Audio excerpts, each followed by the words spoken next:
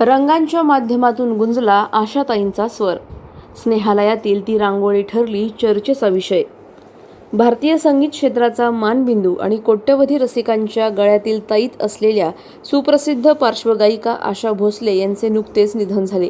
त्यांच्या जाण्याने संपूर्ण देशावर शोककळा पसरली असून विविध स्तरातून त्यांना श्रद्धांजली वाहिली जात आहे. याच भावुक वातावरणात अहिल्यानगरमधील स्नेहालय संस्थेत कलाकारांनी आपल्या कुंचल्यातून आणि रंगातून आशाताईंना आगळीवेगळी आदरांजली अर्पण केली आहे. स्नेहालयमधील या उपक्रमात कलाश्री आर्ट आणि स्वामी आर्टच्या कलाकारांनी एकत्र येत आशाताईंची एक अत्यंत देखणी आणि हुबेहूब रांगोळी साकारली. ही कलाकृती केवळ एक रांगोळी नसून ती आशाताईंच्या जादुई आवाजाप्रती असलेली कृतज्ञता ठरली आहे. देशभरात सोशल मीडिया आणि सभांच्या माध्यमातून शोक व्यक्त होत असताना अहिल्यानगरच्या या कलाकारांनी मात्र मौन पाळून कलेच्या साधनेतून आपल्या लाडक्या आशाताईंना निरोप दिला. ही रांगोळी पाहण्यासाठी परिसरातील नागरिकांनी मोठी गर्दी केली असून कलेच्या माध्यमातून दिलेली ही सलामी शहरात चर्चेचा विषय ठरली आहे.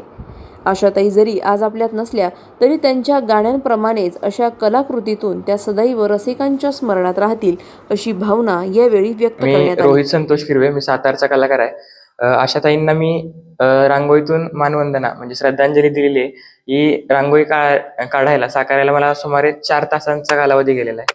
ही मी रात्री 10 सुरुवात केलेली. 10 ते 3-3:30 वाजेपर्यंत रात्री मी रांगोळी साकारलेली आहे. काय नेमके भावना आहेत आशाताईंबद्दल? खूप वाईट वाटते, दुःखही होतंय. आम्ही आमच्या कलेतून त्यांना श्रद्धांजली वाहिली आहे. ॲक्च्युली ही दुःखद घटना आहे, पण कलेच्या माध्यमातून आणि रंगांच्या दुनियेतून त्यांना एक आदरांजली म्हणून आम्ही हा प्रयत्न केला आहे रांगोळी काढण्याचा. किती वेळ लागलाय आणि काय नेमकं 4 ते 5 तास लागले आम्हाला या कामासाठी.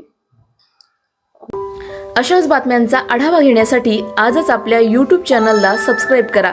बातमी आवडल्यास लाईक करा आणि इतरांपर्यंत शेअर करा.